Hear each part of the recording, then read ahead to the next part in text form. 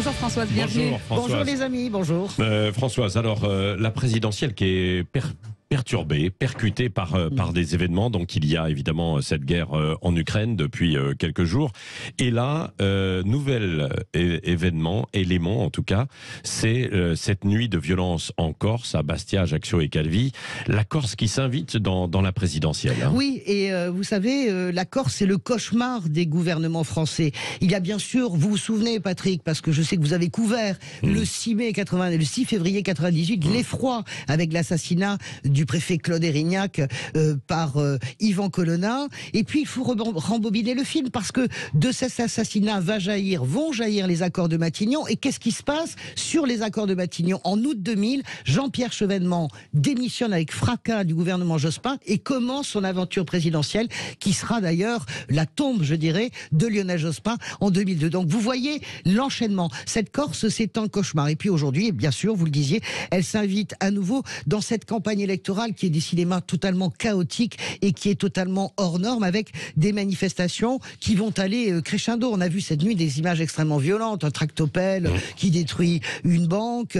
Pourquoi, évidemment, ces violences? Parce que les Corses veulent savoir qu'est-ce qui s'est passé à la prison d'Arles de mars dernier, comment Yvan Colonna a pu être passé à tabac, poignardé, laissé pour mort, ce qu'il est aujourd'hui, par un djihadiste sans surveillance. Ils veulent savoir, et on a le droit de dire qu'ils ont le droit de savoir. Ils ont le droit absolument de comprendre pourquoi Yvan Colonna, qui le demandait depuis des années, n'a pas été rapatrié à la prison de Borgo. La manifestation de Bastia annoncée pour dimanche s'annonce dure. Pour tous ceux qui connaissent un peu la Corse, on sait que les Corses, c'est pas des tendres, et que généralement quand ils descendent dans la rue, ça n'est pas pour rien. Et ça n'est pas non plus la déclaration de Jean Castex, qui a décidé de lever le statut de détenu particulièrement sensible d'Yvan Colonna, qui va arranger les choses. Vous savez que c'est ce statut qui empêchait justement Yvan Colonna de rentrer à la prison de Borgo. Oui, et puis il y a aussi en même temps des coulisses. Hein. On en apprend un petit peu sur les coulisses et des tractations engagées par l'équipe d'Emmanuel Macron. Et c'est là qu'on en vient. Non, c'est pas l'équipe, c'est Emmanuel Macron en personne. Et c'est au désavantage du chef de l'État. Pourquoi? Parce que le Canard enchaîné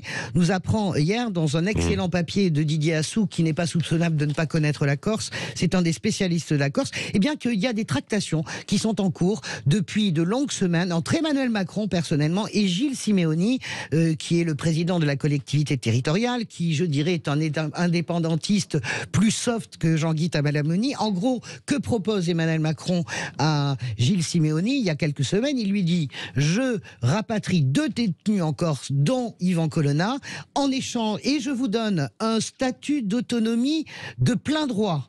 Et en échange, eh bien, vous appelez à voter pour moi pour le second tour, en vous étant débarrassé de Jean-Guy Tabalamoni, qui est le plus dur des deux. Voilà, le Canard enchaîné annonce ça. Pour le moment, ça n'est absolument pas démenti par l'Élysée. C'est une discussion extrêmement opaque. C'est une discussion, en gros, de marchand de tapis. Est-ce que vous savez, Cécile et Patrick, ce que recoupe l'expression une autonomie de plein droit? Ni vous ni moi, je ne sais pas. Simplement, on est d'une certaine manière dans un marchandage d'un statut de la République pour une élection présidentielle.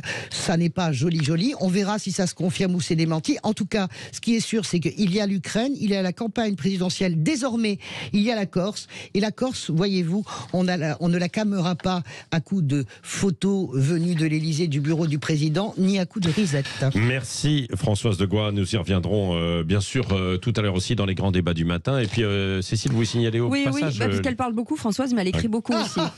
Ça s'appelle L'homme qui n'avait pas d'amis, aux éditions Plomb, avec une très belle photo choisie d'Emmanuel Macron. Juste un petit pitch en 2 secondes. C'est l'histoire de la chronique de ce quinquennat totalement chaotique, avec ce président que je dirais étrange et énigmatique. Un portrait psychologique de ce quinquennat. J'espère que ça vous plaira. Merci à vous surtout. Françoise de Gois. Et nous reviendrons sur la Corse tout à l'heure.